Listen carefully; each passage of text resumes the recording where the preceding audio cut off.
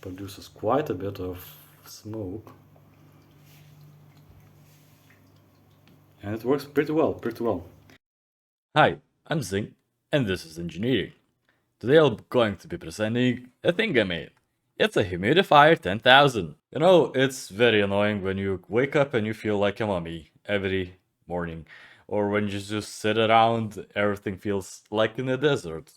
Your skin is shedding, it's very dry, very difficult to breathe, very hot, and in general not pleasant. Looking from the data from the previous project, I noticed that, well, the humidity in my apartment was very low.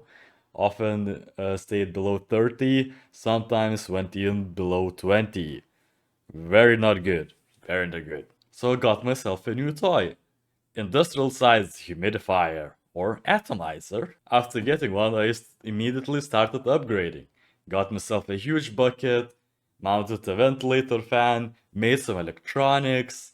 It had, well, its own power supply with about 80 watts. I added some electronics box from Very Delicious Biscuits box. It has inside 80-watt power supply for the atomizer, power switch, and ESP controller for, well, basic controls like a fan and turning on and off the humidifier itself. Also added very big tube to actually distribute that air so it would not just simply drip on the floor and on the electronics itself. And when connected, it just blows out the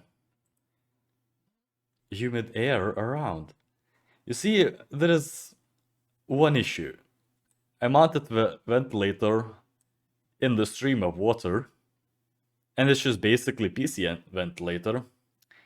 So that bite me a bit later. I added some sensors. You can see it's basically temperature sensor to measure the temperature of the water because the humidifier can increase the temperature of the water because it is quite powerful. And as you can see, it just flows around and just produces the air, humid air. And I connected everything to home automation system, home assistant in particular. Then all of the issues arrived, of course. Dirty water. This is the color of water from the tap.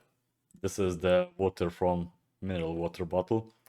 Yeah, it was not clean water. It has a lot of lime, a lot of other residue. Started getting some bacterial growth. The amount of cleaning was also fairly annoying. I needed like to refill it almost every day and clean it almost every day. And of course, as the fans went in the flow of the humid air, they would just start to rust. Yeah, well, of course, then life happened. I moved to do other projects, moved 2 apartments. In the process, I lost the atomizer itself. Every electronic went fine, atomizer gone. A year later, I decided, hey, I should probably get another one because I still have the same problem even in the different apartment. So I got myself another atomizer. Fortunately, I found something similar and it just connected straight away. Worked amazing. You can see it's made a bunch of smoke.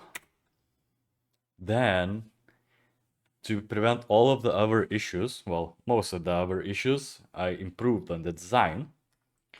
Still at the core is the same ESP controller.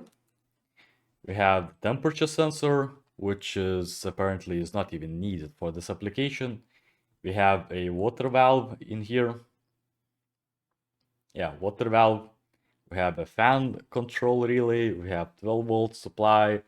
We have water level switches, so I would be constantly refilling the water because I did want to automate it. I had water flow switch and just a couple of relays. In this design, basically used up all the pins I could actually use on the ESP-8266 controller. Yep. And I improved the design. Added electrical box, everything is more organized in one single place, not in a cookie box, that's not particularly good. I added disinfectant water filter and a bunch of valves. This is going to change a bit later. We have a different kind of bucket. Everything uses flexible connectors. We have a platform which I can easily move, and everything is neatly packed. So water comes in here, solenoid valve, which then pours water into the bucket. We have the level switches, power supply, relay to switch the humidifier because it's AC. We have relays to switch on fan and the solenoid valve, and we have the tiny ESP controller. Of course, issues arrived. ESP controller had two 3.3 volt relays. One of those broke. I did not have spared. I looked in the electronic shops. They did not have 3.3 volts relays. So I took it upon myself and just made it my own. Basically, I took the V-form CNC mill, like manual CNC mill, basically a drilling press, which can only go up and down.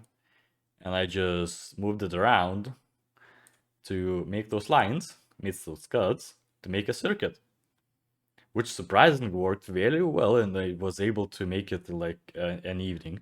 After encasing it in thermo shrink, I put it in, and I improved on my home assistant support, added a dashboard which can control the fan, control the water flow, shows what kind of switches there are, like water lower switch, water upper switch, and if water is flowing. And we also have a indicator which level I'm trying to reach, if it's good or not. And of course we have the graphs for humidity. In the first part you can see no control, which is basically I have nothing. You can see the humidity is often stays below 30 and even drops to the 20s. But when I actually manually triggered the fan, you can see it easily reaches up to 40, probably could go in even to 50s, but of course that would be not good because there's a risk of mold. So initially, yeah, I tried to doing it manually just because, water supply, automated in apartment without extra careful overflow safeties thingies could be problematic because you run out of water, you need to notice that you run out of water and it trigger turning on the water, and it takes a very long time to go up but also go down. And after a bit of testing, basically it was like 2 months of manual testing, a bit of timing safety, I fully switched to automatic mode, which you can see in this part. It tries to reach at about 33%. Currently, as it's in winter, I do not want to increase the humidity too much because the windows will start fogging up. And as mostly calculated, it is about 40 to 50% on times. And it controls very nicely. And this is a period of like 2 days. And now let's demonstrate how it actually works. So we turn on it manually, humidifier relay, turns on the fan. It starts producing smoke. Then the fan just pushes the air in and up goes the smoke. Look at this.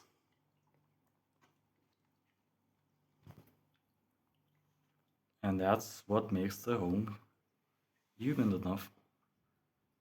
Yeah, it goes fairly large distance.